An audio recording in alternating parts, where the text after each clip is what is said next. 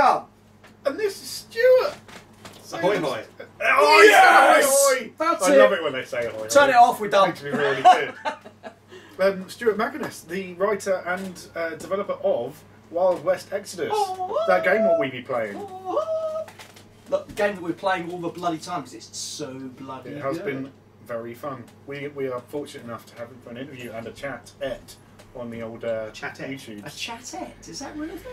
Oh, It's now. talking bullshit. Okay, a chatette It's apparently. language, as long as everybody starts using it. It's like people tried to get the water that was in the bottom of a bin, wasn't it? Somebody did a thing where they tried to get that down as a farage. Really? And, That would have been amazing. and they tried to get that part of into the lexicon, but if No, it catches that- on, yeah. That should be like the beer that swirls at the bottom of our That sounds like a petition waiting to happen. That Yeah, does. it does, doesn't it? Oh, you know what? I had a nasty farage the other day.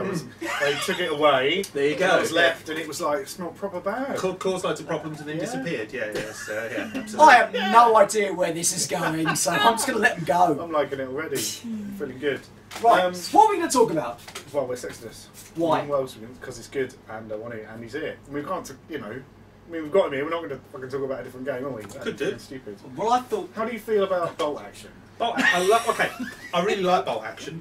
There's a few things about bolt action I particularly think are clever. I like the blind drawing of the like order, that. the order Yeah. things, and it's a really smart mechanic. So good that they carried it over to Gets and Taris.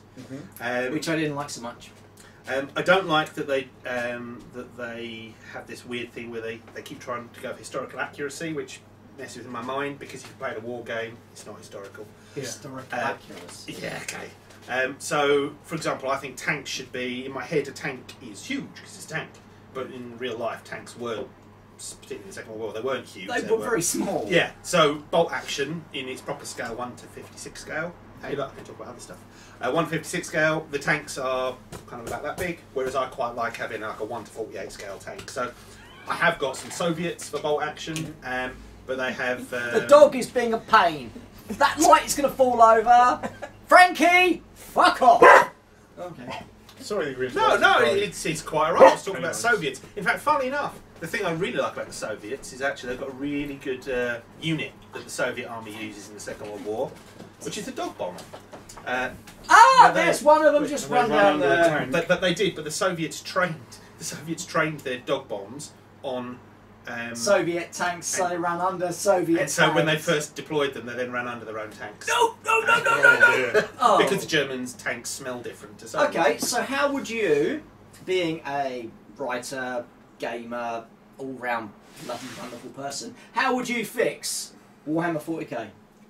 Oh, sweet. How would I Jesus. fix it? How would you fix it? I don't know. I mean, I really like Warhammer 40,000. I think the background is. Oh, the background great. is fucking immense. There's no way you can ever say that that's the problem. The only But the thing. system itself. The only thing I was just. I think they made some big changes for the latest edition, which I think is good that they made changes. You shouldn't be frightened of changing things to make a better version of whatever your vision for the game is. Oh, like.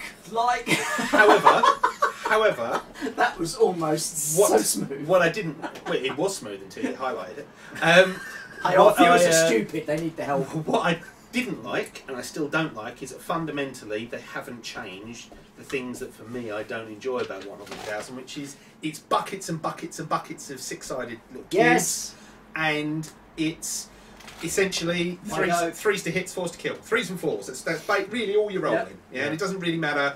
All you're changing is the volume of dice that you're rolling. You're not actually changing the numbers. And part of the problem with that is because the range you've got is literally between 1 and 6. So it's like, I've got a Space Marine, even one of their new Primaris. That's so he's amazing compared to so a Space Marine was supposed to be. There was the old saying in the background was, give me 10,000 men or 100 Space Marines, something like that. So 100 to 1 kind of thing. But obviously on the stat line they're nowhere near 100. In fact, they're one dot higher on the die. I think inherently they've got problems because they use six-sided dice. If only they had some sort of game that you could play, like a miniatures game, Right? and they weren't rolling a six-sided dice, like a I don't know, a D10 Go on, or then. something like Well, that. come on then. You name me one game. Dun, One dun, skirmish game that you dun. can play with D10s, and I, sir, will have a drink of beer. We should probably talk about well effects. Well, I was Yeah. I was going to say. I mean, I would say Infinity uses a D20, and that works really well. I think the dice and the mechanics need to suit the type of game you're playing. Yeah. So if you're actually Warhammer 40,000, if you want tons of shots and loads of stuff going on and stuff getting blown away and taking off dustbin lids full of models in a turn, 40k is in a really good place. Yeah. Because that is actually how the game works. Yeah, but surely because the background and the stories behind it are so awesome, and all of a sudden you get all your figures out. Right, my orc horde is charging your blah, blah, and you're rolling your dice. You just feel deflated. But it's whereas, all hordes, it's big stuff though, isn't it? Yeah, no, it's not about the individual man in Warhammer 40,000. Who cares? Yeah, he's nothing. He'll never be remembered. And that's in the one of the darkness things. of the far future, there is only war. That's one of the things we have noticed with this game, though, isn't it? Is that every single dice roll is important. Yeah. And I think that is the one thing I will always take away from this game. That, and it's awesomely bloody brilliant. The models are fantastic. The people that wrote it are quite nice as well, and they actually turned to come around and see us. And it's a really, really good game. He's good at that bit, isn't he? I'm really good at that bit. Right, now to the serious part. It's like the Sillet Bang guy. Buy this is great! Buy this is great! Barry Scott! I'm Barry Barry Scott! Scott, that's the guy. He's That's an the guy. actor! That's not his real name! Is it not? No! It's Bert. It's like Dave McGee or something, and I'm like, what the fucking what? He's just an Oh, actor. not Debbie's It brother. ruined my Your life. life? I was like, what the fucking? I thought he was Barry Scott. He made Sillet Bang in his bedroom, like Right. mixing chemicals. All right. Invite him into your home. Yeah, Yeah. absolutely. Yeah, look where that gets us. So let's talk about Wild West Exodus. Let's Now talk you've had about 10 Wild minutes of West nonsense. Exodus. So what's the elevator pitch of Wild West Exodus for people at home who haven't played it, who don't know, like what's Wild West Exodus about? Wild West, isn't it? It's a dark, twisted reflection of our world, but it focuses on the thing that's consistent. It doesn't matter how weird and wonderful and twisted the setting is, and it's pretty dark and it's pretty twisted. It's about the human interaction. It's about the same things that motivate us in our world. So betrayal, love, revenge, hatred, envy, all those kind of urges. The normal Thursday. Absolutely. Normal Thursday. The difference is in their world they have sort of weird arcane-powered guns and technology and shields and robotic dogs and all the other kind of cool stuff that enables them to get that revenge, lust, and envy, and kind of get to the point a lot quicker. So what makes this setting different from something, say, like Deadlands? Well, which was superficially they have a lot in common. So they're both Western games. Yeah. Both dark and twisted. They are. So okay. So like in Deadlands you have Ghost Rock. Ghost Rock. Yeah. So they have their own kind of wonderful. Essentially, they're both the same in terms of they're both trying to tell a kind of a dark Wild West story. The biggest difference, I suppose, with it is Wild West Exodus is it's like if you were talking about the Second World War and you talked about Dunkirk, it would be that is a place, or you talk about the Ardennes, or you talk about it is a focus point of the war. It isn't the war. It isn't the whole thing. So whereas for Deadlands, their setting is all that it is, and that's not. I like Deadlands. I've enjoyed it for many years, but for Wild West Exodus, it's a very rich story that we're telling. But this is one focus. It's like if you have to zoom out. You've now done the zoom in on the American frontier. This is Wild West Exodus, but you could zoom out and you could go to South Africa, and there would be another part of that world, another really interesting, dark, twisted story taking place there. You could come back out. You could go to the streets of Berlin or something like that, and again there would be another story taking place there. And also, I think that I've heard you say on other videos are available. Beast of War stuff. Do check out the Beast of War Wild West Exodus week because it is really good. But they don't drink as well. They're not booze hounds like what we are. Maybe they are when they're not filming. But anyway, it does mean we can do like 10 videos in a day rather than maybe getting away with the 2. But that's a good point. But I mean, you Shut said up over there. It's a positive kind of it's a positive look forward at what the world could be, as opposed to like something Deadlands is a very like dirty, horrible end of. Whereas this is like there's ideas and there's plans and there's thoughts. Yeah, I suppose there's a couple of things here. So, they're heroes in this game. Yeah, Dark heroes is something we like, but in this game, I like the fact that these are heroes. I like the fact that they're standing up for what they believe in. Well, everybody's hero of their own story, even if you're a villain. But the thing about Exodus, Exodus is I think Exodus is actually quite a optimistic game.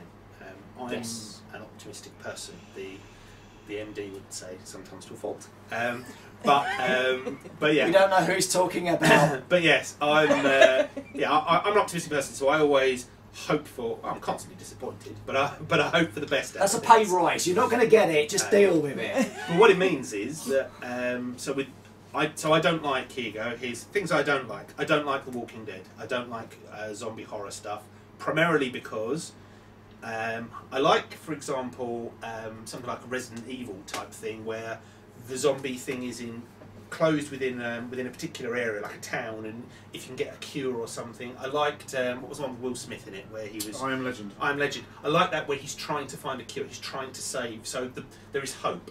I hate that the world has ended. Yeah, civilization has been destroyed. There is no hope. You've just got to eke out the rest of your lives as best you can, and maybe find some shred of joy in what little life you've got. Hello. That doesn't.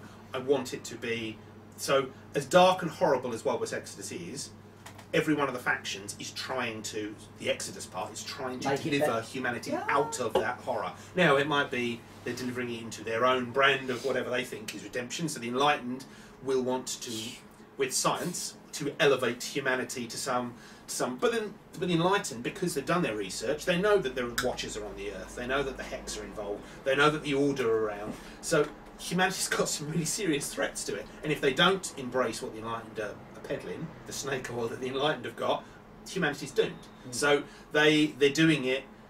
Yeah, they're a selfish people, but they're a selfish lawman. But they're doing it because they genuinely want to lift humanity out of somewhere. Now, for the Enlightened, they're going to lift humanity out, and the Enlightened are going to sit on the top of that particular pyramid of power. But certainly, they do want to say nobody wants to. As a kid, I used to watch the old cartoon, the old Transformers cartoon, and you had Megatron. Megatron would always be scheming. Or Skeletor even. Skeletor with He-Man. I'll get you next time, He-Man! Yeah, exactly. And he was always trying to effectively burn Eternia. And it's like, what are you going to do? Well, you're going to rule over a planet of ash. What's the point of that? You surely want to keep really good. Be elected as president and then make use of the abusive systems of power and control it. Nope. So kill King Randor, replace him on the throne, keep Queen Marlena out the back, and all is well with the world. Yeah.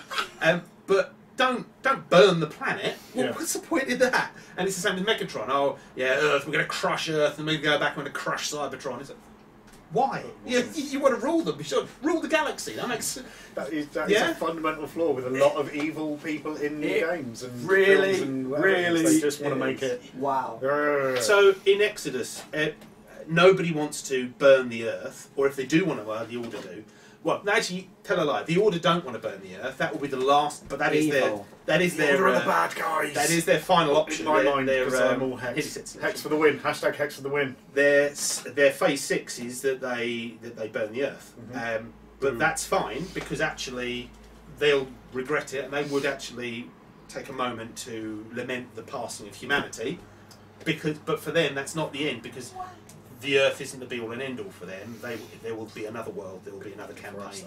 Well, yes, he's good, isn't he? He's good. Right. So what we've done is we've got a whole bunch of questions. I've got kind of sections of questions. I've got some kind of stuff about the game itself. Yep. I've got some stuff about what's going on in the background of the world, and some just cheeky ones for me because I'm personally interested. Unfortunately, they're all censored. They are all so censored. You can't actually listen to them. So, with any luck... I'm going to sit here and I'm going to be the beep! So, go, Pug. So, as beep! For some of our viewers at home will know what the game is and some of them won't. But what's a standard kind of game size, whether it be model count, whether it be points-ish, Points-wise, yeah. What's standard points-wise? I mean, I like the way you have to have the boss, and then for your first slot you can have like 2 hands or a posse. But what's the boss you... What would you consider to be a because mythical what do we average? play about 1,300? At the moment we're playing 1,300 because that's what we've got. Or not, if we're not playing Bandits vs we're Storm. poor and we can't. I think about 1,500 points is about right for a game. That gives you a couple of hours play once you know what you're doing, and but what you'll do is most people in a 1,500 point game, I would expect most people to take a couple of bosses or a couple of posses in that, rather than one posse with loads of stuff. I take a couple of bosses. So I mean, look, you've got Lorman, you've got Stern and Thingy and that. And I keep looking at the bad guys. And the Outlaws, you've got Jesse. I'm sure we're missing someone. Who else is? There was another one in the base set. It was the other guy with the long rifle, not him. Frank James. Frank James. Yeah, I was looking for Frank James earlier Where the on. I hell's can't he find gone? him. You know, shut up. I know you've got him somewhere. I have got him somewhere, but I'm wondering if I know where he is. Who knows? Typical James. You never So, rely on him. Leave a comment below if you know where he's gone. Point a little arrow. But so two bosses. Yeah, I'll tell you. I'd I'd say because two bosses. Because bosses, okay, they're the greatest point sink in the game, but they're also all the fortune they've got. They're immense. And I'm right in saying that if you have two bosses, you can use fortune between bosses because it's part of the same force. Yes. No. No. Oh. So it's only they can use the fortune of that posse and nothing else. Ah, interesting. And that's on a 3x3 table or a 4x4. I think this is a good size. This is a 4x4. I think if you're doing about a 1,000 point game, in the rulebook we kind of give some rough guidelines. And I mean, ultimately it's going to be whatever you fancy. Because what you could do is you could have you could play a game where you have no posses at all. You just have bosses. Right. So that's funny because we were talking about that the other day. You could take 5 lawman bosses against 5 outlaw bosses and have at it if you wanted to. So a 3x3 is nice, like a burly brawl type thing right in the centre. I think that's really good.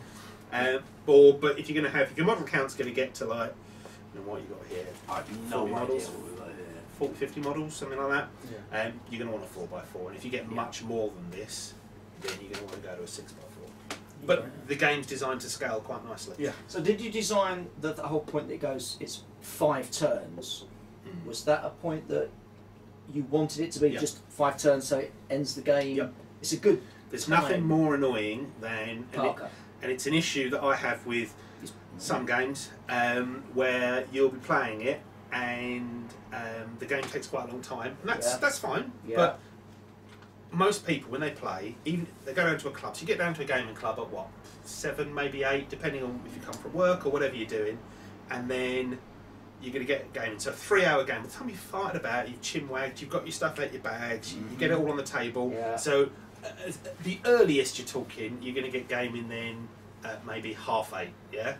And then, so if the game's going to take more than 3 hours, 11. yeah, and at that time they're probably closed. If you're playing in like a pub's game room or something, they're probably closing by then, or they're going to kick you out. And you've still got to pack away, and you've still got to. So really, most games, I think if the game's going to take longer than a couple of hours, it's actually quite hard. You eventually you have to set aside a Saturday afternoon or a Saturday or a Sunday or something like that to do it, and that then becomes harder to organise because people sometimes have other commitments and things they need to do at that time. Damn them.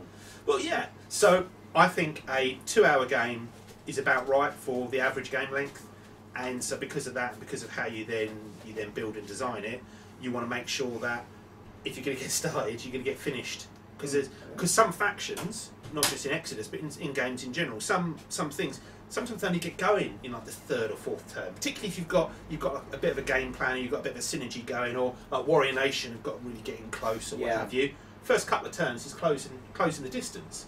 If you only get to turn 3 and then it's like, good game guys, off we go, we've run out of time, we'll call it there. They're going to lose more times than not. Yeah. And also, I think, arguably, from a, not that I know anything about genuine actual combat, but I mean, a lot of these things seem to happen in the kind of the first rush of like, now I'm in control, so they then run away. It's not that they're all dead and I've killed everyone, it's just that people, that we've taken this bit of ground and now it's ours, so they all decide to run, you know, get the bus. Sorry about that, that was completely unscripted, that bit, I just know where it come from. So leading on from game size, are we looking at this as being a potential for a tournament game, an organised play kind of game? Or? Oh, I think any community is, if you get any group of people that are passionate about any game, they will find a way to play the game competitively. There are competitive tournaments of Uno, for goodness sakes. You know, Yeah. so any game can be done. Scrabble gets played. I've seen role play games being played in a kind of a tournamenty type fashion, where absolutely how that even works, I've got no idea. But it's a thing. So I think any people who are minded to make something more competitive and to get some kind of ranking system going will do that. Now, obviously, we are going to lengths to make sure that people have a bit of a structure. But yes, Exodus is very much it's more designed for friends to get together and have a bit of a game. There's a narrative, there's a story that it tells, and you have some excitement, you have some fun. One of you will win, one of you will lose, and that's the end of it in about 2 hours. Yeah. It is not. No bell curves were drawn on graph paper in the making of this game. No, there are not. There are actually quite a few spreadsheets, but they're not for game balance. The game is it is balanced, but it isn't competitively so. Yes, I'm sure if you worked out the Wendigo, I think if I took the Wendigo for the Hex, that's probably the most efficient model in that faction. So I'm just going to take Wendigos. There will be people that will be what they'll do. They'll work out what theme list or what posse list enables them to get maximum Wendigo. Wendigo go go, which is what it'll be called on forums, and then that's what they'll be doing. Yeah, and that'll be the meta. It will be all about that. People will do that because gamers are after different things. After I was talking about, so I'm a narrative player. I love the stories and things that it makes.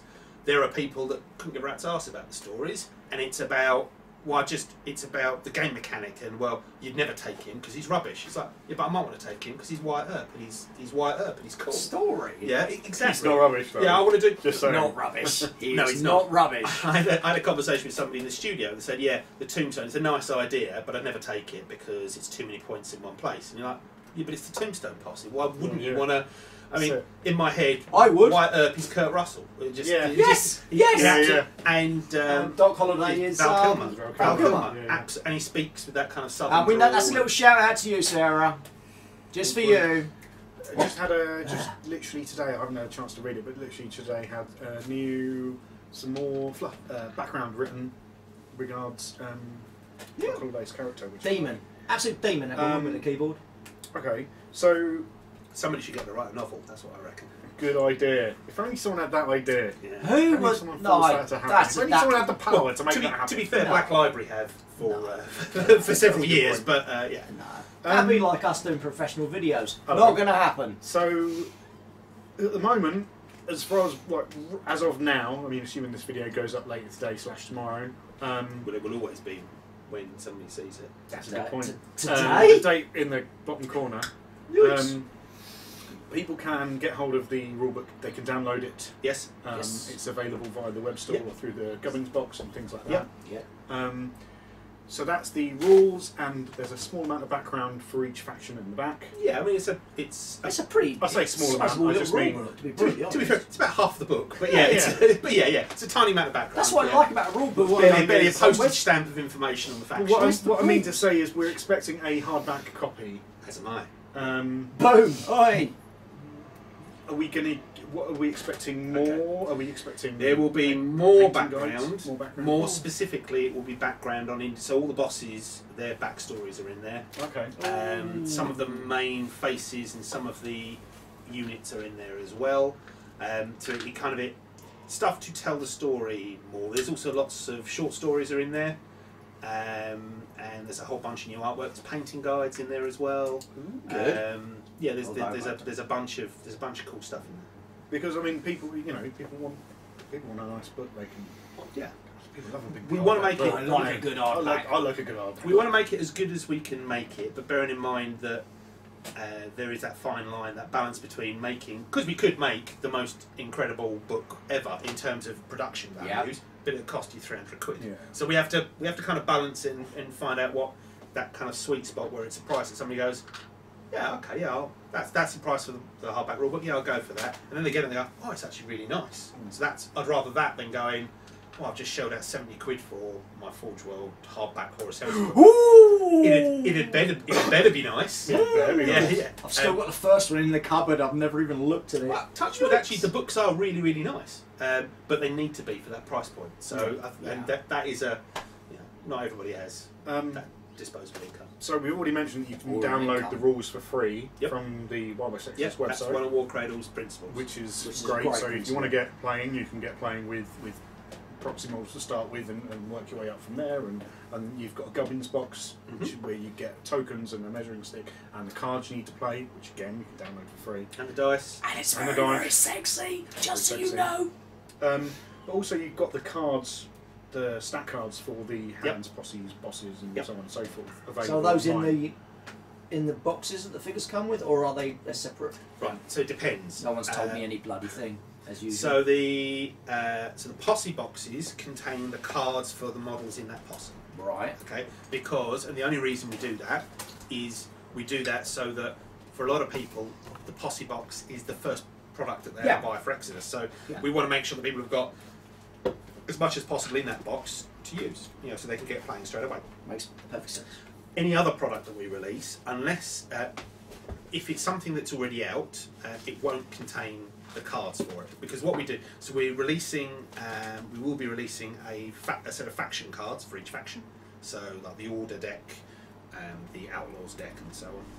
And that will contain every card for every unit that has been released in the game from the moment second edition was launched, so the stuff that was out, up to when that deck is released. Oh, that's awesome. Okay. The idea is that each year we'll then do, so that will be the 2018 deck, and then we'll do the 2019 deck and the 2020 deck and so on.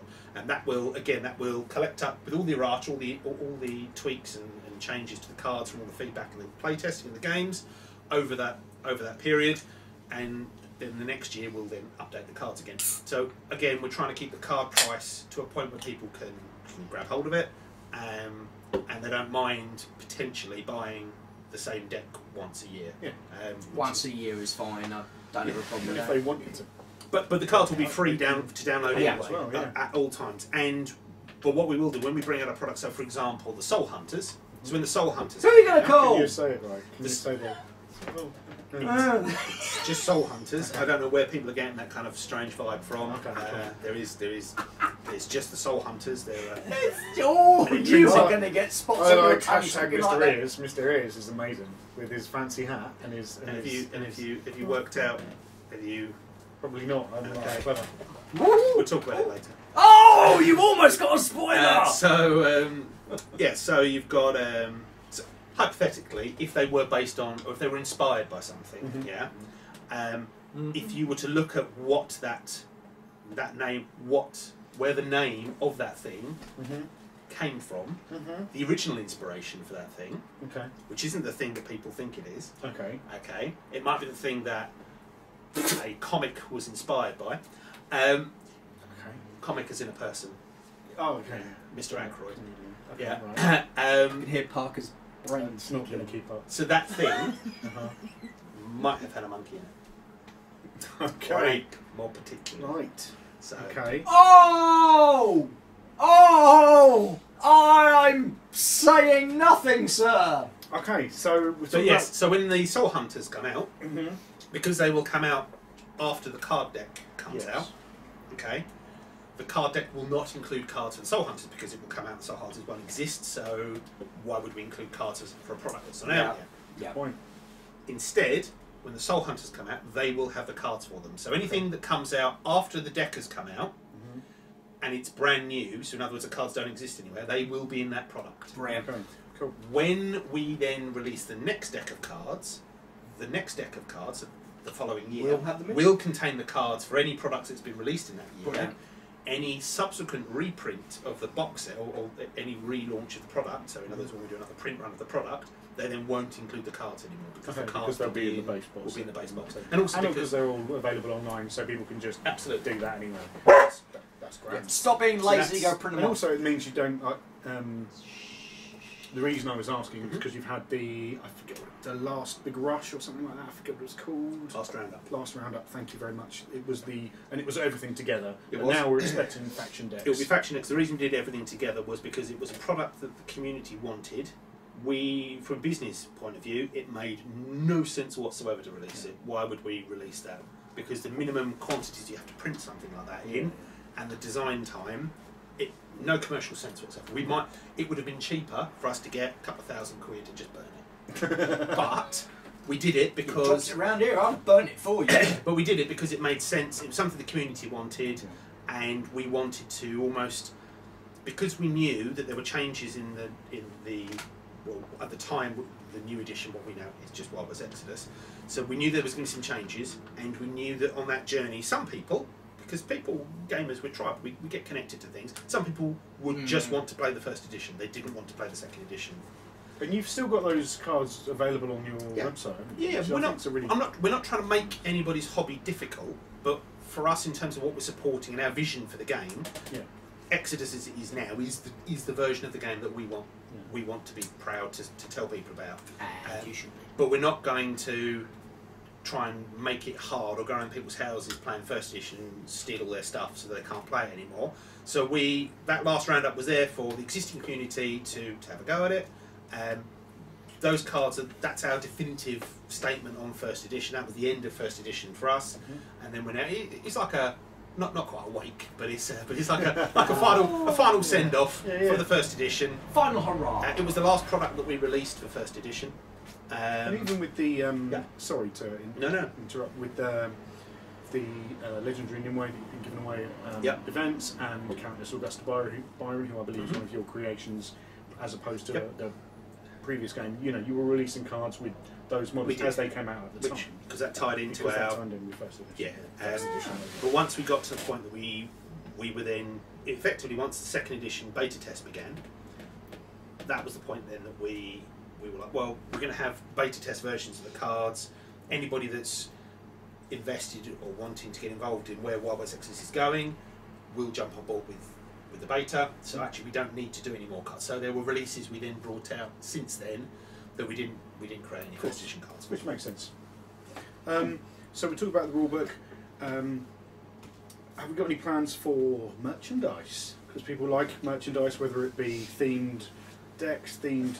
I've got a horrible image in my head of cards, Parky trying to do t-shirts, special cowboy hat with Exodus pants. Exodus on the front. Yeah, I don't know about Exodus pants, but look, we all like cool stuff. I'm not so keen on having 300,000 Wild West Exodus bags and shirts in the place. T-shirt be good though. Sitting in the warehouse for the next 10 years. But I think having small runs of something really cool, like faction bits and pieces, absolutely something we want to look at. Yeah. I mean, you know, if there's a demand for something, I'd far rather that we use the high quality artwork and do it properly rather than some goit come up with some kind of dodgy knockoff thing that they're flogging on eBay or Etsy or something. Going on from that, you've got the lovely Gubbins box, which has got cardboard tokens. Have you got any plans to do acrylic tokens with the stunned, disordered tokens, things like that? If you do it, my idea just now, base height markers for working out how high things are, whether people can get over them. We do sell bases, but I mean like a measurement thing with base. Because now I've got to just do that. I'll just have a base. Just have a blank base. It's alright, Parky. We know companies that will make them for us. Well, the other thing is that you will get. Look, will we do some kind of acrylic thing? Oh, I would imagine eventually we'll probably do some kind of cool high-end thing. Well, typical police thing. It's not necessary. Well, at the moment we're focusing on. We've got a lot to get going. And actually, in the interim, I would imagine that there will be third parties out there that will release steampunk cowboy tokens and templates, and because that's what's going to happen. You know, as I say, if there's a demand for it, somebody will try and fill it. Yes. It is something though that we do want to do. We've knocked around with some different prototype bits and pieces, but we haven't got anything to announce yet. Okie dokie. I hope we're sitting an exclusive there. Two more questions about exclusively. We're thinking about it. Release things, and then we'll move on to the background and things like that. He's been good, hasn't he? So Are we expecting more mounted miniatures? Like better mountain miniatures, and I was getting flashbacks to we've got a lot to of an earlier conversation. A lot of the characters have got the Wrangler special ability that allows them to be on a mount of any specific For kind. example, will we see him on a mounted specific ones, or in the short term? That will be something that you guys can happily convert up. Eventually, yes. Cool. I mean, look, I think at the moment, the problem you would have with doing a mounted miniature as a product from us would be that the Iron Horse is resin, unless you're getting the one out of the Red Oak set. The Interceptor is resin, unless you're going to get it. The Black Hoof is resin, unless you're going to carve off the Conquistador or whatever it is on the back of it. Yeah. So, I think at some point when we do a plastic or a generic version of those mounts, then yeah, it would make sense for us to then do a resin add-on that gives you, I don't know, Jesse James can ride on the back of something. you could do it with the vehicle or the horse and the legs, and then you could put something like that. At the moment, the range it would essentially be more like Will Ashore. It would be like a whole resin. You get the mount and everything. And I think at this stage, we'd rather focus on expanding and exploring the game with new stuff rather than doing something that anybody who's passionate about the game, they'll just convert it. It wouldn't be. I mean, I've run all fingers and thumbs, but I could convert Jesse James to the back of a vehicle. I'm sure I'll tell you what, you can do one and give it to me because I sure as bloody hell can't. Get me a pair of clippers. Also, on the so your current release, I say current release schedule. I mean, we're talking about literally like we're back of the fact pack right on the literally. Well, no, we're talking. We're right there. As it's dropping. It's not like we've got years of like. It's there. So we've had the kind of first big releases was the Gubbin box and the starter sets and the posse boxes. And then now we've had we've got the pre-orders for the hands boxes. Are we expecting to see Posse's hands, or are we seeing something like that? Yeah, there are more hands boxes and more Posse boxes in the planner. We've also got lots of individual releases. So we've you've got the Hex Beasts currently on the you behave yourself. You ain't you are not having any of them buggers, mate. The civilians, there's those new civilians are on there. Yes, we so like the look of them. So we've got other releases planned to come out in blisters. We've got the cards, we've got the book, and we've got other things. But yes, hands and Posse boxes is the way. Really. Job 1 will be to make sure that every faction's got at least one Posse box, and then job 2 will be to make sure that every faction's got a couple of Posse boxes, so it gives people that ability to grow and develop their forces. But that's just going to take time. Yeah, totally. So that's we're gonna finish there for briefly, and we're gonna go back into a second video. So that's the release stuff, and now I've got some interesting background questions. But you're gonna have to watch the next video for that. So go and watch. What? We're doing another video? Well, yeah. We're getting more than one video out of this. That's awesome. A little release. We're gonna break it up. Okay. Is that right? Yeah. Okay. Cool. It'll only be a couple of minutes, so don't forget to like and subscribe and all the usual things. And look forward to the next video where I'm going to be asking about lots of background questions and interesting stuff about the game. Ahoy, we're back again with more about Wild West Exodus, because why not? I mean, he's here, right? I mean, he's here, we've got to abuse him. / developer of the game. I'm Stuart, by the way. Because obviously, for some people, since their videos work, for some people this actually might be the first video you're watching rather than the previous one. We'll probably just tack it onto the back of the previous one and call it a pea break. Is that pea break? Yeah, is that how that like works? a tail, like a butt plug tail. But if you are watching this as a separate video, I'm Stuart from Warcradle Studios, and I'm delighted to have here in my home these two very fine gentlemen. Ahoy hoy! He's Straw. He's Parker. Together we are. I'm now going. What the fuck? This like my house. What's going on? This is what professionalism's like. I knew we'd heard of it. We saw it somewhere once. We've never seen professionalism. We ignored it. Yeah, we went. So we were asking if you'd seen the previous video / the start of this video, depending start on of this. how I'm it goes. tacking them again, but I'm not bugging about We X-ray. were talking about kind of the release schedule and kind of what's going to come for Wild West Exodus. But in a kind of a more general sense, I was curious as to the pros and cons of kind of acquiring an IP that previously existed, but also then moulding it to your own vision. Is there anything that stands out to you as like, oh, you know what? Yeah. So the easiest thing to do is to create something of your own, because you've got no limits and it's exactly what you want it to be. Taking over something that already exists, there's a couple of issues with that. One is it already exists, so on the one hand you've almost got to do some service to the existing community, because otherwise you might as well have created something of your own and not bothered if you're going to completely change it. But there is a problem with games, particularly games where they've maybe gone fallow for a bit, and is what happens if the community dies back to a core, to a dedicated core, and they feel that actually the game doesn't belong to whoever the company was, it's their game, yeah, and okay, this new company's coming in now to look after things.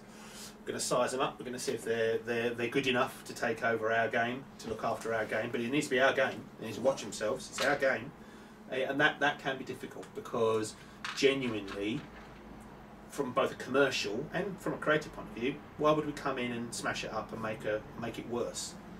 Some people are, whatever we do, are going to think that it's worse, but we're only ever going to come in to make... same as Wild West Exodus. When we reworked Wild West Exodus, I genuinely believe we have made it a dialed up to 11 version of actually the game that it always was. And yes, it meant that the rules had changed and some of the background has been reorganised, but in its DNA, in its kind of in its being, in its thread, it is the original Wild West Exodus, just writ large, made bigger and bolder and better in many ways. And it will be the same with any other. So we've now become home for some more games, and again, those communities are going through the same problems that all communities would go through. Yeah, nobody likes change. I don't like change. Yeah, that's why I've been doing the same job for so many years. That's why I sit on this side and he sits on that side, because if I sit on that side, people start bursting into tears. That way, madness. Yeah, well, Lee and I, we've done a few of the videos back at the studio for Wild West Exodus, and I always sit this side and Lee always sits that side. And I've noticed. It's almost like my wife and I, we have particular sides of the bed. Yeah. And even when we go to a hotel or something, we'll gravitate towards the sides of the bed that we're supposed to. It just feels weird on a bedside table or whatever. So nobody likes change, but sometimes change is necessary, and particularly change is necessary if you want to turn something that's good into something great. Yeah. Now it's subjective, because it's only great in my opinion and the opinion of the studio or whatever, and hopefully the opinion of most of the community. We like it. But there will be some people who, if you change one thing about that game, you've ruined it, you're dead, I'm selling my stuff. I mean, hopefully we won't go to the stage of getting the old the YouTube videos where they're setting fire to their stuff. But you will get people that will say, and some of them it's a very emotional response. I get that. Some of it's actually a really rational response. I go, no, look, the thing that I really enjoyed about the game, whatever it is, was X. You've changed X, so it's not the game for me anymore. That's okay. You know, the game isn't there. We can't be obligated to make a game that makes everybody happy, because that's impossible. Because actually, even when the game, even the previous version of Exodus, there was loads of people that didn't like it, and that nothing had changed. So I think there is always this view, and the danger is that we try and appease, because nobody likes to upset communities, so we try and appease the community, but actually what we do is we hamstring the game for the future, because the thing that people might get a bit touchy about is actually something that might need to change in the game.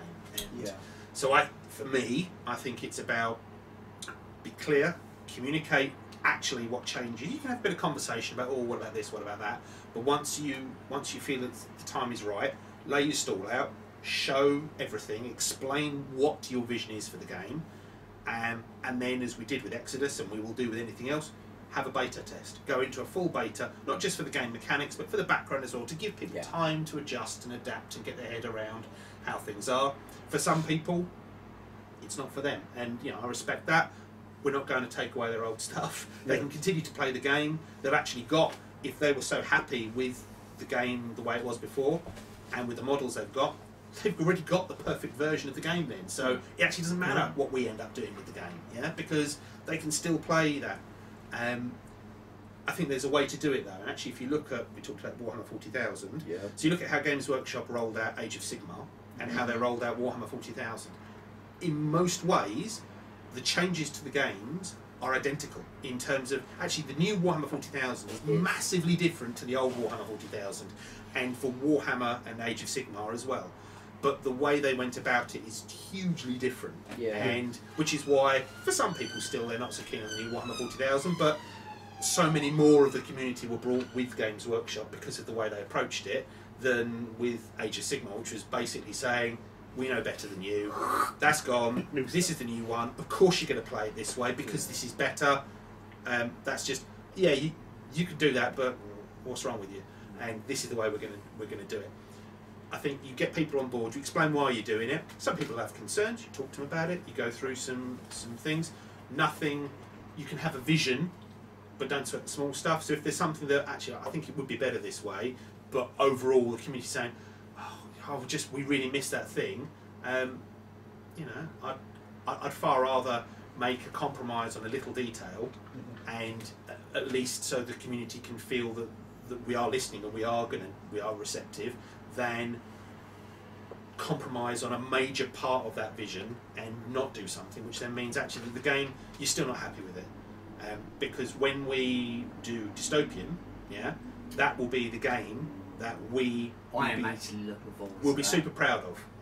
It's already a great game, but we want it to be a brilliant one. And so we've, those of you who are paying attention, we've done the beta test. We are now Exodus has been released.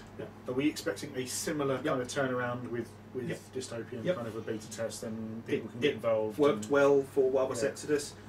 We learned some things, mainly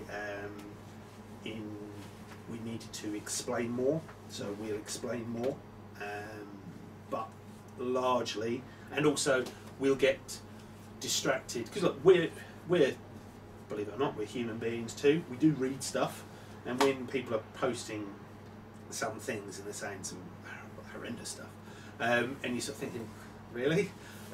We take that more with a pinch of salt now. Everybody's going to have an opinion, and that's fine. They're entitled to it, particularly if they've spent money on the game. They're entitled to be excited, nervous, happy, thrilled, distrustful, suspicious, all of the above, with whatever the future's going to bring. So I think if we, as I say, we lay our stall out, we explain what we're going to do, and try and make sure that there's enough of that vision is familiar and can be seized by people that they go, actually, you know what, this is good stuff. This is good fun. As I say, I hope that anybody that's a bit nervous about Warcradle and some like Dystopian Wars or Firestorm or any of the other properties that we have now, have a look at what we do in Wild West Exodus. Listen to these guys, because they seem to think it's alright. Woot woot! I think if it was rubbish, they'd probably tell you just as easily. Oh, hell yes, we would. Well, I mean, it tends to be people don't play rubbish games. Well, yeah. and there's a lot of games out there. Yeah. There are way too many games So one of the key changes with Wild West Exodus is now, this is what it was before, was it used to be, I guess, more like something War Machine / Hordes with the hit boxes, hit points on the models. But now everything's got not even what you'd call a wound. It's either alive or it's suffering from a condition, really or it's dead. Big change. Where did that come from? Because that's kind of a big deal in gaming, isn't it? I mean, that's not. So when we looked at Exodus, and this is the other thing, and again, this touches on Dystopian Wars. People look at Dystopian Wars, particularly though. So Dystopian Wars is it's not, you could not get any different from Dystopian Wars to Exodus, but in terms of the style of game it is, they're pretty far apart. And there was naturally would be a fear that we're going to, we'll strip off all the ship hull points, we're going to go to action cards. The reason Exodus has the game mechanic it has is because that's the right game mechanic for this kind of game. Okay. Having a big grand naval battle is all about positions and fire arcs and light. So obviously the game engine is going to make sure that those are the most important things. So it won't have the same game mechanic. But with the way that Exodus felt like it should play, kind of quite a cinematic, quite a narrative game. We looked at it and we thought, the thing that we don't want to be doing is bookkeeping. I look at some of the old games. So War Machine does it, and it's a thing. It's a thing. It's quite. It sounds arrogant. It's quite an old-fashioned way of doing it. Yes. So Man of War was keeping track of hitboxes. Oh, I loved Man of War. But as you're saying about dystopian, it's like if you've got control of a ship, the whole idea is like you're the commander of the ship, and the ship is taking damage, and you need to send the crews out, and that makes sense for that. But for this, you either get shot or you don't. Yeah, and it works. I just wondered was there a moment where you were like, bam, right, let's drop hitboxes. So, playing Wild West Exodus, the original Wild West Exodus, there were some things that jumped out. One, the table was covered in lots of tokens, and there was lots of bookkeeping. And every time you have to go back to your card and start marking boxes off, the game stops, the game slows down. Yeah. Because actually, if you make a mistake, you're cheating, deliberately or not. Yeah, and it was just much easier. And also so my dad was I've used this as an example before. My dad was a police officer. He was a superintendent in the Met. So high rank. Yeah, he was no more resistant to damage than, in fact, actually, he was probably more prone to damage in his 40s and 50s than like a young copper, a young PC coming up through the ranks. This is it. So the notion that a captain is somehow got more health, more wounds than a junior officer or a foot soldier. It's one of the weird artifices of a game. We kind of accept that that's something that's how games should be. So we looked at that, and we do that with all of our games. We look at, rather than just accepting, oh well, that's just the way it is, we look at what it's trying to represent. And so it's representing, if I've spent 230, 240 points on a model, I want to make sure that's in the game longer than something I've just spent 15 points on. Yeah? Or if he's leading my army, but there are different ways. So actually, things aren't less survivable in the Wild West Exodus now than they were in first edition. Just the mechanism for it is different. What I like about the mechanism in Wild West Exodus is that any shot can kill you. Cool. Yeah. And it's the adrenaline and the nerves and what I used to like in Warhammer 40,000 was you'd have that last armour save that you're making. You go, this is a 4-up, I'm alright, but if this is like, if I fail this, he's dead, and then that's effectively game. Yeah. Every dice roll in Exodus can be like that. Yeah. It's horrifying when you're playing. And it's the only reason I think the game takes longer is because it's not that the mechanism takes a long time to play, because it doesn't. But the fact is, I'm sat there a lot of time with dice going, yeah, I've got to roll these dice. You've got to roll it. Got to roll them. If I roll badly, I might be just dead. roll the bloody thing. No, I don't want to roll it. No. And I think that's kind of, it does make the whole game tense and kind of. It has been one of the games recently where we have been playing, and we are literally playing by the seat of our pants, going, "Oh my god, this one dice roll. If I move this wrong, everything changes." And I think that is what makes this game. And it changes how you move things on the table. So, like yesterday we were playing, and I had Augusta Byron, who's grit 7, as I recall, with tough, and she should be able to stand on the table. But on the other hand, I've got some hands moving in front of her because I don't want her to be just out in the open. So then, do I activate her first to make her useful? Do I activate them first to put them in the way? But then, if I move them out too far forward, they won't get the advantage of her tough. Her Sawbones ability, which gives them tough. So then it's creating decisions, and decisions make games, because otherwise it's just move everything forward, roll a pile of dice. So kind of it's not necessarily connected as you might think. So we've got these personal stories of these models on the table where you're rolling that one dice and going, well, blam, this is either going to happen or it's not.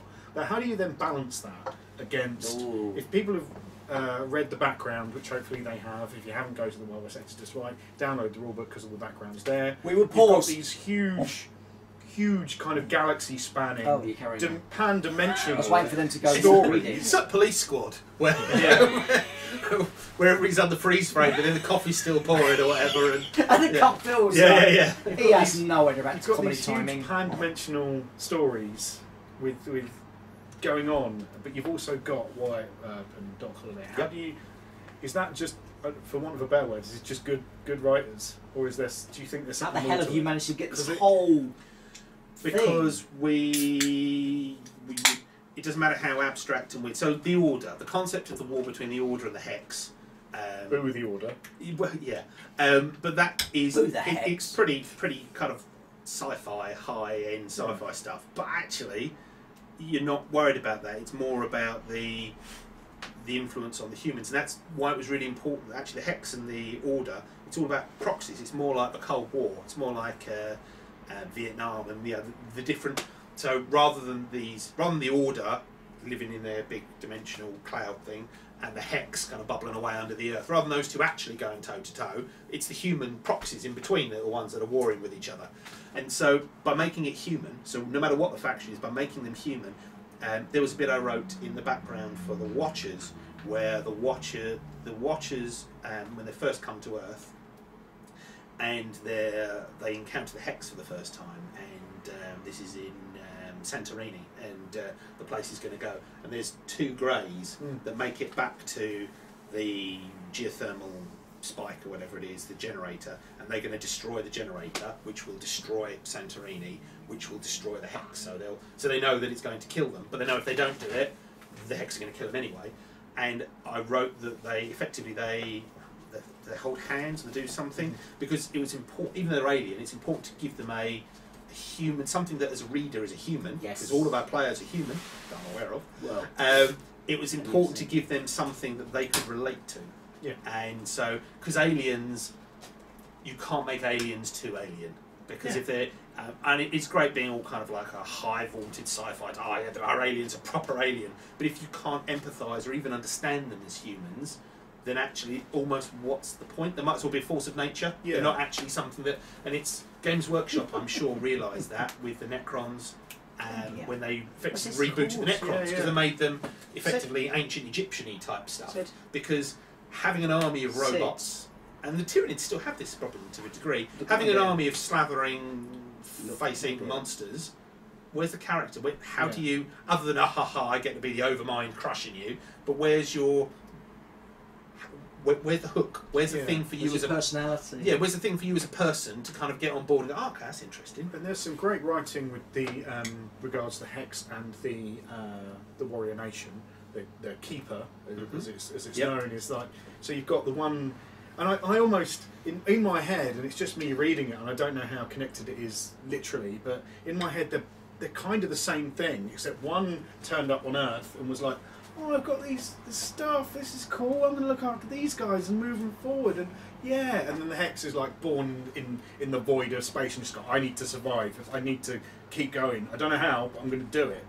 And it's given them, and that's why I feel bad for the Hex. I wasn't, previous to me reading the background, I wasn't interested in the Hex. It just didn't appeal to me. I saw the miniatures, I thought, they look nice enough, I mean, I like them, but you know, it just didn't grab me. And now I've read the background, I'm all in. I'm balls deep on the Hex. Hex for the win. The Order are just bastards, turning up saying, you can't exist in our plane of dimensional wonderfulness. You can't be saying that. But I think it's good that you can, as you're saying, you're relating to something, even if it's a non-human, whether it be an alien or a dimensional being. And I think that's important, that, as you're saying, you can just get behind something. That's why, so when we talked about the rulebook, we talked about the background, that's why some of those boss backgrounds are really important. So Abner's background.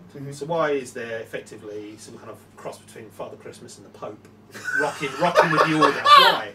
What's he doing?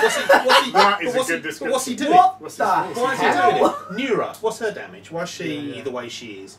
Makara, what's going on there? But also, the matron mother, we haven't mentioned yet, or revealed. You can have. So, who is part of a different part of the Order called the Blessed.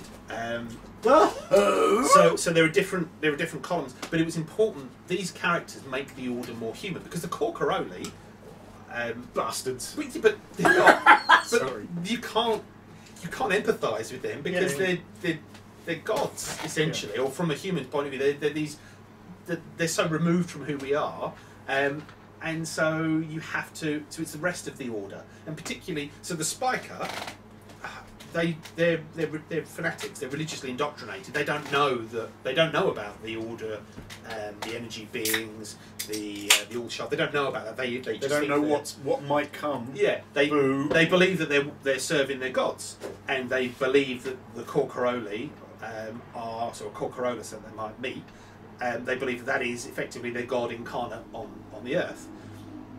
But the Sercan, so Nura, the matron mother, Abner, I can't remember his other. There's another one as well. I can't remember his name either. He's the one that he has the dire lurchers, which are the order attack dogs that they hunt. Oh, those ones. Yeah. They hunt down. Yeah. So anyway, so you've got Attack these dogs are great. Bearing in mind the order. Bearing in mind the order have.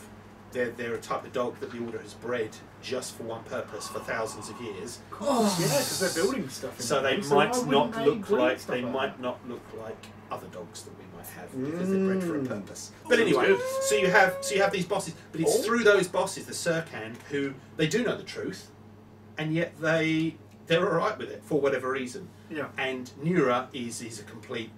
She's completely devout to it. She welcomes burn the planet, bring it on, because I am but a small cog in a great machine. She's all for it.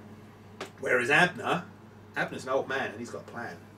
See, Abner, he believes that he's seen how the Warcradle are created, so he knows that through the arch you can put a soul into a new body.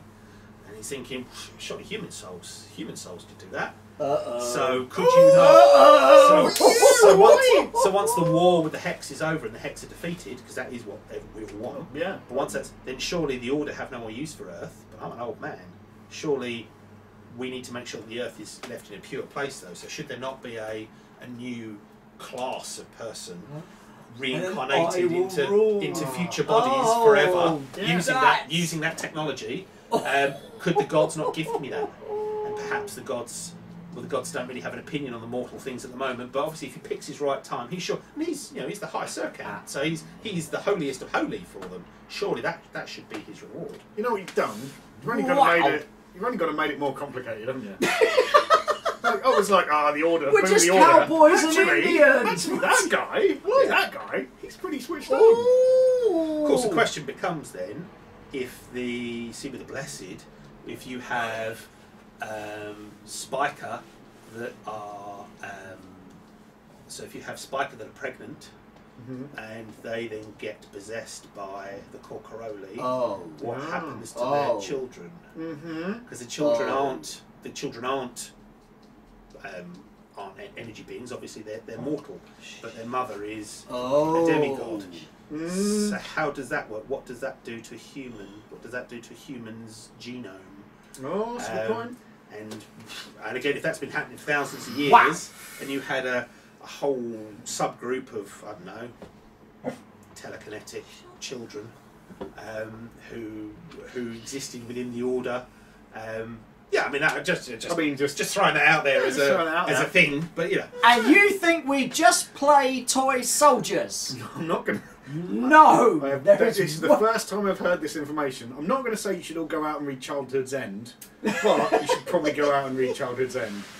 But as an example of that kind of thing, though, but that's what we do. So we actually, rather than just thinking about, the fact she's just this on the tabletop, well, what you do is you actually think about why does it do what it does? Why does it act the way it does?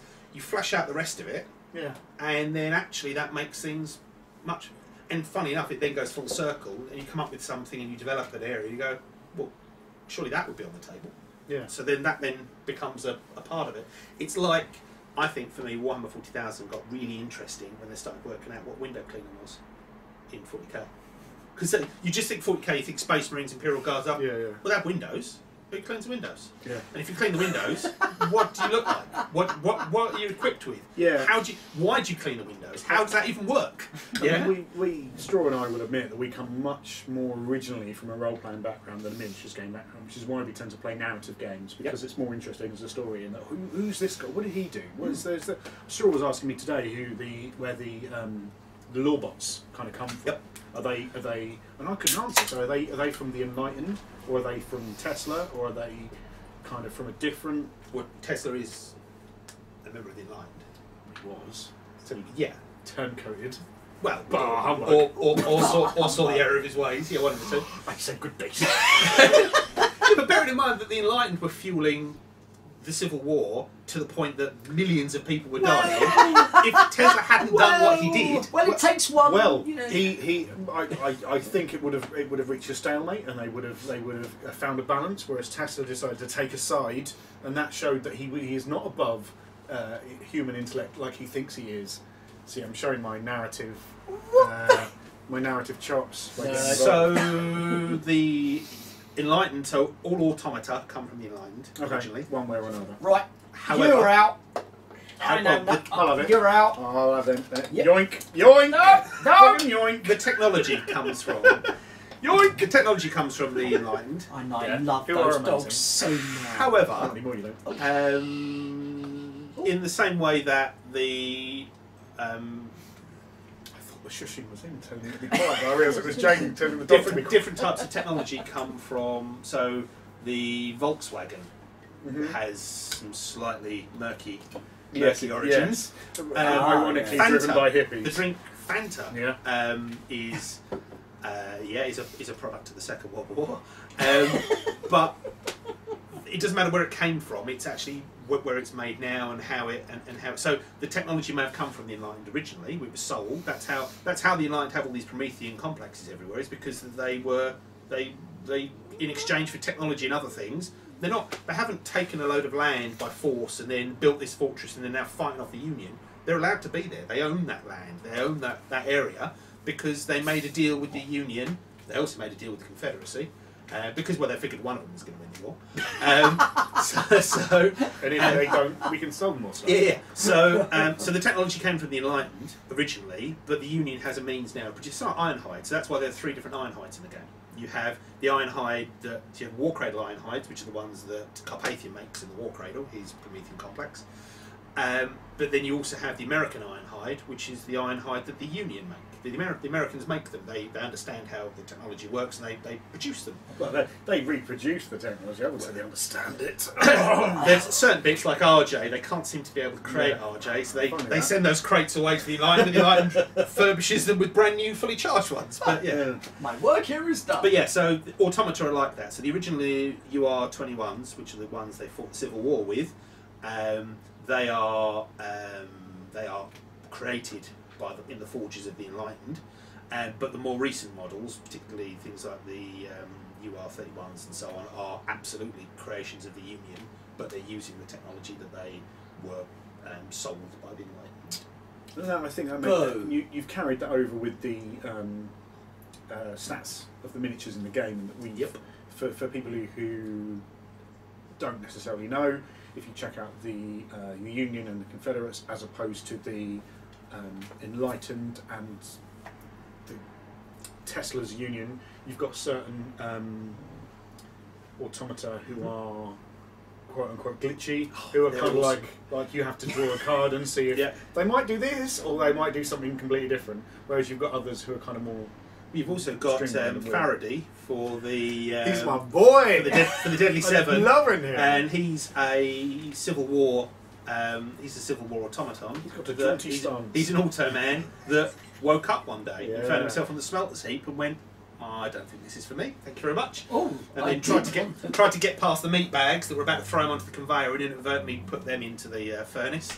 And then was like, that doesn't feel so bad. So good. So good. Smoked a cigar and off you went. Yeah, you know, it's a great. If you haven't seen the Deadly Seven, go and check out the. I know Beasts of War have got a video on them specifically, and there are the stat cards on your website. Yep. Even though they're not released yet, but they will be released. They will. There's a posse box, I believe. Yes. And Faraday, he's just there looking all jaunty. His foot up. He's got such a great pose. I've never seen Parker with a tickled expression before. I'm finding it disturbing. He's so good. You know, it's the funny thing about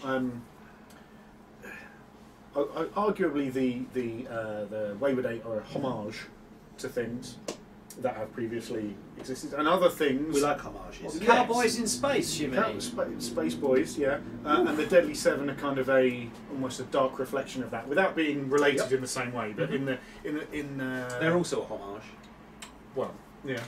Bits. Well, but I mean, they're also the dark opposite in the sense of their lots of faces as opposed to a group of like a lawmen with deputies and stuff like that. And I was looking at I was like, do I go Wayward 8? Do I go Deadly 7? And I'm like, do I go both? Do I go both? I love Black Blood. Soul Hunters. Soul Hunters! You know, they have Outlaw as well. So they can go with the Outlaws. As well oh as, no, as don't tell him that! I don't know if that makes your decision any easier in terms of what faction you're going to go for. I'm all in! I didn't know there were Outlaws as well. I'm all in. Their field research takes them to all sorts of places. I've literally climbed inside. I'm all in. Soul Hunters! I love Mr. Eggs. Mr. Ears, sorry, Mr. Ears. Why did I say Mr. Ears? Mr. Next Ears. question before I'm violently sick. Speaking of random spoilers of plot and other things going on, which we've never done. If you read the background, there's mention in the Hex, hashtag Hex for Life, about how there was a tenebrae seed, I believe they're called, that dropped in Florida, and somewhere, although it couldn't connect to any form of life, there was an egg, one single eggy egg. Yes. From something maybe even older than the dinosaurs themselves. Yes. No. Now I've got a guess. You have a notion. I have a notion. It's got an itch. Now we've seen things that might exist. Oh, are we allowed? Is that just going to stay bubbling under the surface? If I was to guess right, would you tell me? You can have a guess. I mean, what I would say is that one of the things I'm really pleased about with Exodus is that we've deliberately tried to not just have a very this is this and then that is that in terms of, so the aliens are, so the Watchers are the aliens, the Order are the religious guys, the Hex are the evil guys. You know, we try to not make everything really straight. Everything's kind of greyish a bit. Yeah, there's a lot of grey. It's not all just so obvious. You're like, oh, that's that. So one of the things we wanted to do was to make sure that all the monsters of the world, even if the monsters are in, so when you look at a werewolf, so or the Wailing, which are the shapeshifters, the wolf shifters from the Warrior Nation. So we didn't want the were creatures, the spirit walkers, to be the only monstrous forms in the game. But we also didn't want, when we had them in other factions, so you look at Locus, for example, from the Hex. You look at Locus and you go, okay, so he's a man that's kind of monstrously become this kind of bear thing. Yeah, he's not. No. He's the other way around. Yeah. He's a bear that has taken on sentience and become more man-like through his exposure to Hex. Because so that's where the Carcosa idea comes from. There are other things. The humanity, even without the Hex, even without anything else, humanity is not the only sentient species on the earth. There are other, in the dark corners of the world, there are other things that live there. So Marie Laveau is something that lives in the world, and she is not, so the Hex did not make Marie Laveau into the creature that she is. She always was that. The Hex is just a source of power for her. So Carcosa Rex and his followers and the Wendigo, the Hex has given them a beacon. It's given them a power to kind of draw towards, but they existed in the world before the Hex was there. So it's I like the idea that the planet we have is incredibly old and incredibly rich and complicated and things. There isn't just 8 factions and that's it. There's lots of other things going on in the world. Some of them we'll cover in the story, but you could do, if you were playing a role-play game or whatever in the world, you could have an adventure, you could encounter something that's never turned up in... It's like the Chupacabra, yeah? Does the Chupacabra exist in the world? Vampires. Do vampires exist in the world? Do mummies or that kind of creature? Do any of those things exist? Oh, they might do. And I suppose because you've got the, for want of a better word, pseudo-signs of the Warrior Nation and the Hex, I mean, they're not magical, as we would say, woo, but they're like pan-dimensional beings. Magic is just something that we don't understand. Yeah. So you could say, oh, well, maybe the Hex has absorbed itself into a person, or the person's absorbed part of the Hex, so they then need to life force and all that kind of stuff. So the egg that we were talking about. It's gone back to it. I tried to. It was good, wasn't it? Okay. It was So a nice try. we're not going to talk about that. No. We can talk about the egg. So the egg. You want to know: is the egg something that we already have in the game? That's a good way of putting it. It is certainly an answer. Yes. Well, you heard that here first. Oh, that's interesting. So, okay. No, that's Are you asking? Is Marie Laveau the egg? I was from the suggest swamps I in was Florida? implying that. So Marie Laveau, okay. That's so where he was the egg going. is in the swamps in Florida, and Marie Laveau has an empire in Florida. In the narrative, we have never seen the egg and Marie Laveau in the same place at the same time. Correct, and she seems to be some sort of. She's been around a long time. She's like a pre-humanity creature that's kind of fish-like, squiddish. Yep. Maybe there were more of her kind, but there are no more on the Earth now. So perhaps they were on the Earth millions of years ago and died out or went away or what have you. But and maybe her egg would have lain dormant forever. However, the hex may have revitalised the egg. So in the same way that she draws power from the hex, in some ways perhaps that she owes her. If the hex had never visited, Marie Laveau would exist, but she never would have hatched out of that egg, perhaps. Perhaps. What I like about Exodus is we give you lots of threads, and to my mind that would make a lot of sense. In the same way as why are the Order pursuing the hex across the galaxy? Why? Yeah, I mean, the threads are there. The threads are there. To my mind, we're not saying why. The Order are like this is my personal bugbear, right? So the Order existing in this kind of other dimensional wonderland, the All Shard, and they're like, oh man, everything's cool and chill, and then somehow the hex has been born into life for whatever reason, and they're like, hey man, I was sitting here and you're all, I can hear you all yapping away, having your own existence. How dare you? Destruction!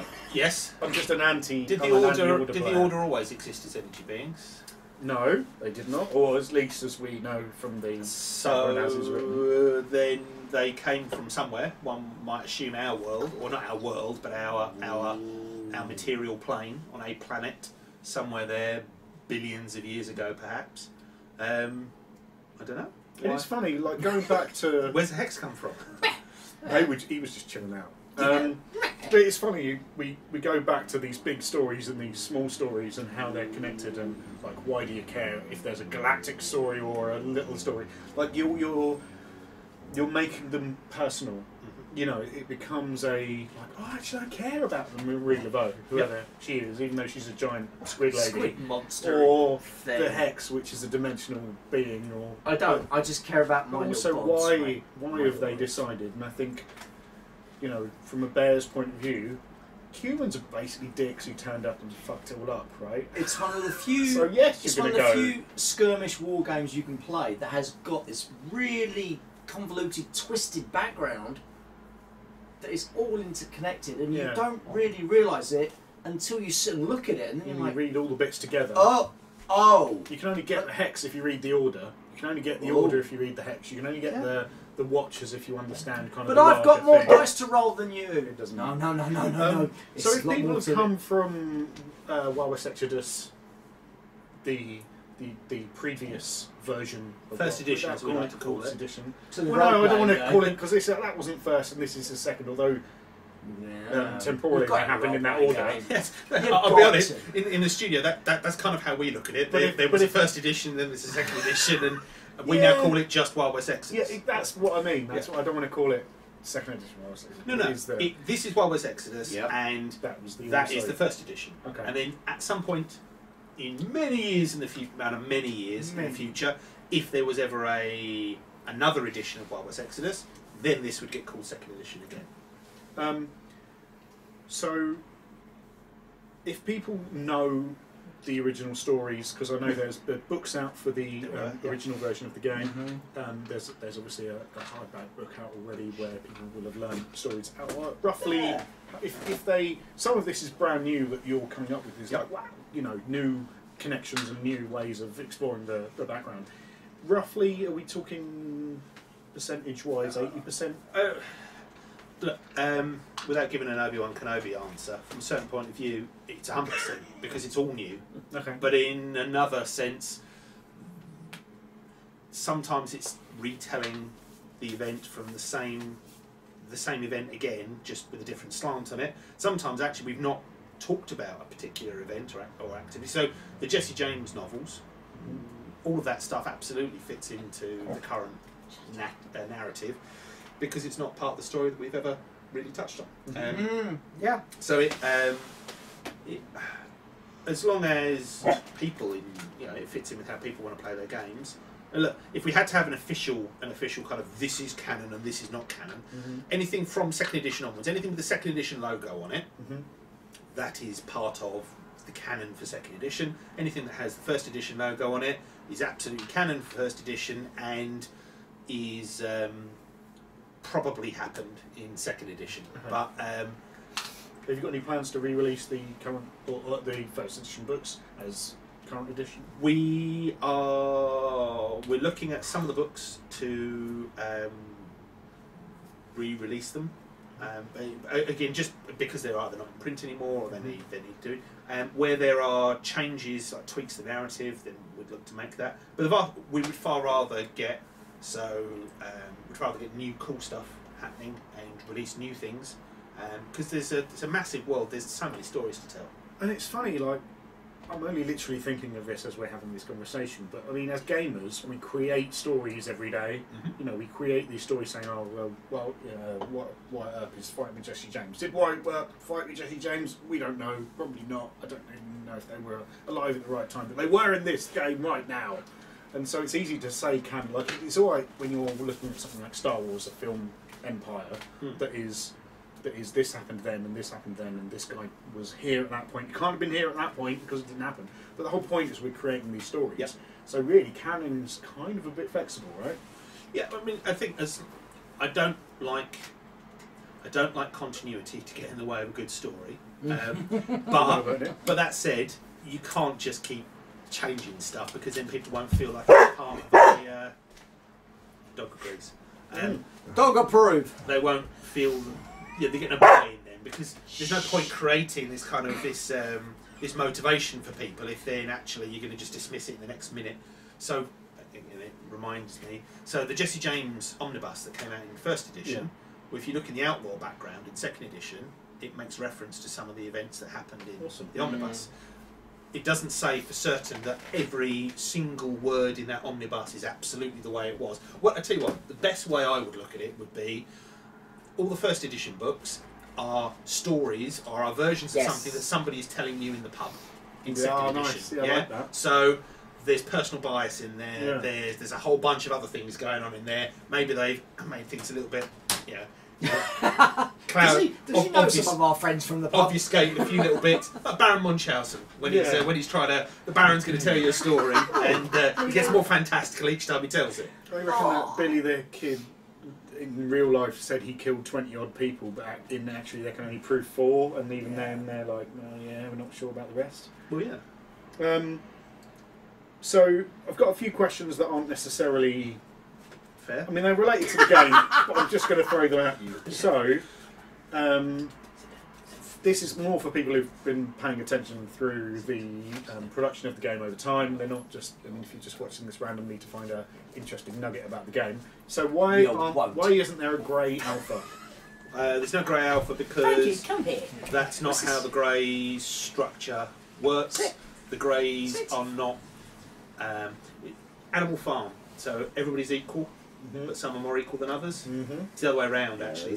Everybody in the hegemony of the Watchers are equal, so each of the clades are equal, but the grey clade doesn't have a seat in the alphas.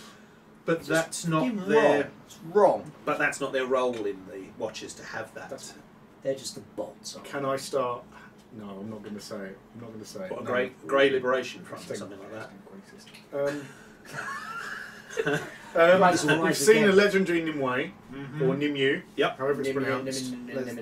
It's not worth arguing. Are we going to see because legendary is like a big deal within the World West Exodus thing? Are we going to see a normal? Yeah, I mean, legendary is interesting. So legendary is something that the first edition had legendary, and in part the reason for that was because of how the game grew out of Kickstarters, and so they wanted to have alternate, bigger, bolder kind of versions of the characters. So it's something that we knew we were going to have in second edition. This kind of touches back on what I was saying about making sure there's something familiar. If we just suddenly demoted all of the legendary characters to just bosses again, I don't know, that might feel a bit cheeky. So we came up with a reason of why legendaries were. And so what legendaries represent is they represent an extreme point in that particular character's life. They may actually, their current form in the narrative may actually be their normal boss version, and the legendary form may just represent a high or a low of where they are, but whatever it is at their most extreme. In others, the legendary form and the boss form exist at the same time. So Nimue, her legendary form and her boss form are the same character at the same point. She hasn't got the trident with her, and a few other bits and pieces. That's a big old trident. It is. Rather large. Artifacts, you've missed her thingy because you were too busy talking. I was having a conversation with Dan. I got a photo and everything. It was great. Game. So, and Marie Laveau, so the boss Marie Laveau and the legendary Marie Laveau, that is the same character at the same time. The boss represents the glamour of her, so the projection of how she appears when she's doing business with humans, and the legendary represents actually her true form. So again, I love the idea of that's a nice way of looking at it. So you'd have you might have Stonewall Jackson having a conversation with Marie Laveau, and she's in a kind of full voodoo queen kind of form, and she's talking. But then he kind of notices the shadows that the fire's casting behind, and there's kind of a tentacle. Oh, that's lovely. So he knows that he might, because he's a canny old bird, he might work out that it's a projection rather than. See, that's a role playing system waiting to happen. He might see it, figure it out, and then go, you know what? It's still worth making this team because I'm going to store that bit of information later. Because you're not a squid person, really. I need to get this job done. Yes. And I need your help to do it. He's pragmatic, if nothing else. So, yeah, they do. So, not every character will have. So, legendary does not mean that we are going to do. So, at the moment, I don't think there'll be a legendary Bass Reeves, for example. No. I don't think there will be a legendary Annabelle Hamilton. What about a legendary Doc Holliday? He just really likes Doc Holliday. I like Doc. I just want a different pose. There are no. I don't want him throwing cards. There are no legendary faces in the game at the moment. Well, maybe there should be. Dun dun dun. So yes, tune in same time next week. So you have legendary. So there are some characters that only exist as who exists only as a legendary boss. I believe one of them does. I'm trying to think who does, or if anybody. So Makara. So Makara, when she comes out for the order, Makara will only be a legendary boss. Mm-hmm. There is no boss version of Makara, nor is there a need for there to be a boss version. She just is what she is. So because they are effectively legendary, they are these bolder, massive, larger than life characters. Gustav Eiffel currently is in legendary form only. Raven Spirit is in legendary only in terms of miniatures. At some point there may well be a boss version of them, but there isn't at the moment. So some only appear as one or the other. The way the posse cards work though, it doesn't count whether or not it's the boss or legendary version. It just talks about the character themselves. So you can use either. So if you use, but you can only use one. You can't use both. Okay, quite right. We've seen some homages to whether it be popular culture or even slightly less, like Countess Augusta Byron is clearly a Frankenstein reference. No, really? The Wayward Eight might be referencing a space cowboy TV show. We've got the Soul Hunters, who I love a lot. Are we expecting? Because I think that's one of the things where. So, Wild West Exodus is in a time that could be easily done as a nasty, unpleasant, really quite disturbing kind of alternate version of history. And I think these homages bring it and they kind of give a bit of life to it and make it less horrible, less unpleasant. Are we expecting more homages over the next I think year or so? I think there's two things. I'm aware that they could be a little bit Marmite for some people though. So seeing 2020, Yeah, I know. Battlecave 2020. I so love that. But there will be some people. Brave start. There will be some people that absolutely hate it because, and so what there's two things we're really keen on doing. One of them is rather than sort of going, oh, I'll tell you what, Teenage Mutant Ninja Turtles, let's get them in the game. Yeah, rather than doing it that way, it's more about looking at. So, for example, what we might do, I'm not saying we would, but what we might do is we might go, well, okay, look, we've got Mr. Ears as a kind of cool gorilla type thing. What about a rhino? If we come up with like a rhino creation at some point, could we do like a little thing where go, oh, is that Rocksteady? It wouldn't be. Shut up! We might do something like that. So I guess what I'm saying is it has to fit into. There has to be. So even though there might be little tips to the hat, they are still. First of all, they're part of the Exodus world. They just, if there is a kind of a little knowing wink that we can do with some of the design aspects, we might do that. But they are fundamentally. So, I mean, the background of the Wayward 8 has got nothing to do with anything. They're absolutely Wild West Exodus characters, and the story that between some of those characters is amazing. So when did the Battlehammer get made into characters then? I think they need a conjoined mutant person. There are two core Corolli. Oh, hello! They've already sorted it out. That's how good it is. Fully enclosed armour, which are actually the spitting image of how you two would underneath look in fully enclosed armour. Yeah, nice. Oh, I see what you did Heard it here there. first. Oh, I see what you did there. Yeah. Right, I've got a couple of personal questions. Oh, I say personal questions. Oh, hello! Not like what's your inside leg measurement or anything. But, Oh, hello! 27. specifically, we need to know that. what faction do you play and what? I mean, obviously you have to play all the factions because you're the I wouldn't even know where to begin. So what's your kind of the factions that get me going? I really like the Order. hashtag boo the Order, hashtag Hex for life. You are Sorry. such a sheep. I do like the Watchers. Yeah. La la la la la la la la la. In their Battlehammer orange armour. Hells yeah. Oh yeah. And I really like the Celestials. So. Oh! Speaking of Giggling in the corner there. Oh hello. Yeah, They're so- overpowered. Yeah. So. it's good to know. It's good to know. Yeah. Is there anything vitally important that you'd like to horribly spoil just for this video? Because if anyone, to be fair, if anyone sat through this video for They this long fucking medal.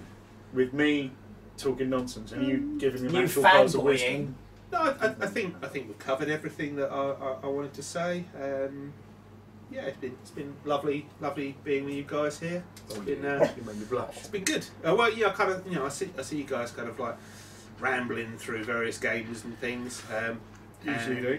Obviously, tune in only when it's one of ours, but that whole one game. but yeah, One, no, two, it's, three. Oh. No, Dun, no, dun, dun dun. but no, I think it's been great. And what I really like about it is that it's nice going to shows and things, meeting people. But so much is going on at those kind of shows and things. It kind of blurs. So it's quite nice to, like time like this to kind of chat with people that are no different to us. You know, we're just hobbyists. We like games. We like playing games and telling stories and stuff. And it's just it's been Apart from the hex bubbles. Wow. Just like underneath Pure there. RJ, that is. Pure all RJ all the time. Awesome. So anyway, I hope you've enjoyed watching all of that. I mean, I've enjoyed I have being no part idea of what the it. hell was going on. Really, so You're psyched. like moist, aren't you? I'm so psyched. It's I love it. wrong. Because on I so think many it's important to, because you're very vocal. Not to say vocal sounds like aggressive. But Passionate. I mean, you're passionate about It's your game. ridiculous. You're on It's fucking Facebook. awesome. You're kind of. I was even the other day. I was saying about knives on Marie thingy. Laveau having spectral summoning, but she couldn't. And it's like, I know it's not a big deal, but the fact that you answered, or whether it was you or one of your many minions. No, Minions? no, it was me. But it was brought into. I don't have minions that answer stuff like that. But I think it's He answers important me for Christ's sake. that the You're people not that that create a ball-bugging. game are involved in the game, and it then becomes. it's important. It's very easy to create a game and go, I played a game, here's a game, play the game, bye. Thank you. But it's harder to be involved in the game and like visit people like us and play the game and you know, go on a Beast of War or being on Facebook. Bear in mind, they're like an iceberg. I represent. I might be in one of the more visible parts of it, but the studio is just. I mean, if you like the way the book looks, well, that was a guy called John laid the book out. If you like the way the cards look, it was a guy called John laid those out. If you like the way that you can suggest or talk about a change and then the change to the cards and things can happen really quickly, there was a guy called Toby ensured that could be done that way. There's so many different people behind the scenes that. So if you like the resins that are coming out, we've got a guy called Tim that's running our casting. So there's so many people within the studio and supporting of it that make it happen. So yes, by all means, you know, I'm happy to come on and chat to you guys and see you guys really keen about it is brilliant. But it's for them. It's a win for them because they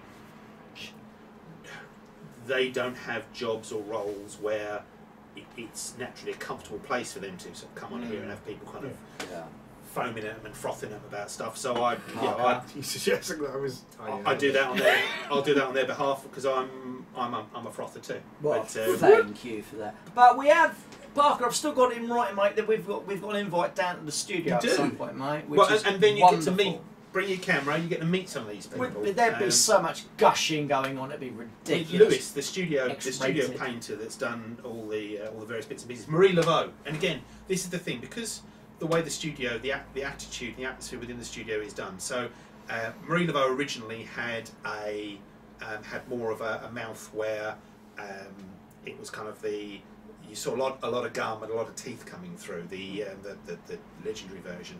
But Darren in the studios goes into the Trailblazers. He is a big fan of frillhead fish, I think they're called, something like that.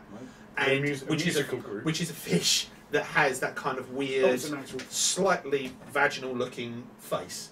So we can't have that word on this channel. We just cannot. Face. Yes, we can't have face. So he said, "Oh, wouldn't that be quite cool?" I sort of looked at it. I was like, "That would be really cool."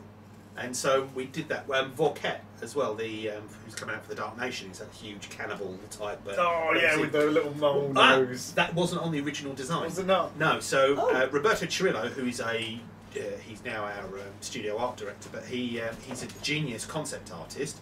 But the concept art is the starting point, and that's why I love working within the studio because, again, there was a suggestion that. So well, if he can hardly see and he's just eating meat, could he sense? And that's where the star-shaped mould thing, and that then becomes because when you notice a little detail out, if you get, oh yeah, okay, I see, and I get why that works that way because he's got very tiny little folded eyes, so he'd need something to be able to do it. And also, from a purely logistical point of view, it must make things easier when you've got a design concept that comes out. And you can all look at it. Yep. It's not getting sent to Japan where especially you're all under the same roof. Different time, and then you've got to get sent back, and then you've got to go. Actually, no, I don't agree with that. I think they interpreted it wrong, and it's got to get sent back. Actually, you just go. You will sit around a table. I mean, I don't know what you do, but I mean, you could potentially we will find out at sit some around point. the table and go. What do you think of this? Oh, this and that and this, and well, actually, maybe that. Oh, that's a cool idea. Let's do that. Woohoo! That's nothing like one of our meetings. It's not quite how the meetings go, but no. But yes. We have a culture within the studios. Do you fire guns in the ceiling? No. You need a bulletproof ceiling for that. Outlaw Miniatures might have done, but Warcradle doesn't. But yes, you've got these ideas and things floating around, and people, the design of the Corcaroli, various people had suggestions on it, and it's not designed by committee or anything, but we have a culture where people could say, if it's a good idea, okay, cool. Let's see if we can. There's no point in poo-pooing people and out of the way if they're not. I tried it with you a lot, and you're still here. And also your Trailblazer. Speaking of Darren from the Trailblazer, that still goes on. I mean, it does. As much as I think people maybe assumed that it was a previous until it's released and now it's gone. But I mean, if people are part of a gaming club or a local gaming store, they can get in touch with you and kind of hopefully get a Trailblazer up there. So the Trailblazers is Warcradle's Trailblazer rather than it being Wild West Exodus. Okay, so actually we will have more we will have more, as we have more games in the studio, we will have more games to Trailblaze. So Awesome. Darren and the Trailblazers will bring various shades of cowboy to the table, but they might, Yeehaw! but they might bring some boats, and they might bring some spaceships, and they might bring some other bits and pieces of it. So Well, as long as they come here, we're happy. Well, yeah. So there you go. That's a complete special, that is, isn't it? I'm banging on wood. Firm, positively firm in my trouser parts. Christ almighty. So, Don't forget. no, we've got to say a little thank you. Yeah, seriously, thank you. It's been a genuine pleasure to have you. Well, I've enjoyed being had. it's been great. Being had by two men that wear orange. Oh yeah! At least I can see you come. Oh yes. Especially if you tickle the. Anyway, Day, sir. So if you want to see more, if you want to see more of this, you can go to Don't watch us. the Wireless Exodus website where you can download all of the rules and the cards and buy stuff. Importantly, buy. they don't have any paper dolls. Don't know paper dolls. So go buy the figures now. Go buy them. But also, and it's little things that I like. So, yeah, right. But you can. There's a sheet you can download with all of the base sizes because you've got slightly. Yes, that's awesome. Slightly unusual base sizes in there, not. No, everybody else has wrong base sizes. That's a good way of putting it. So I need 10 of these bloody things for the love of God. Sizes, so people can download a sheet so they can work out what base sizes things should be on, which I think is a really nice idea. Yeah. They can go to the Beasts of War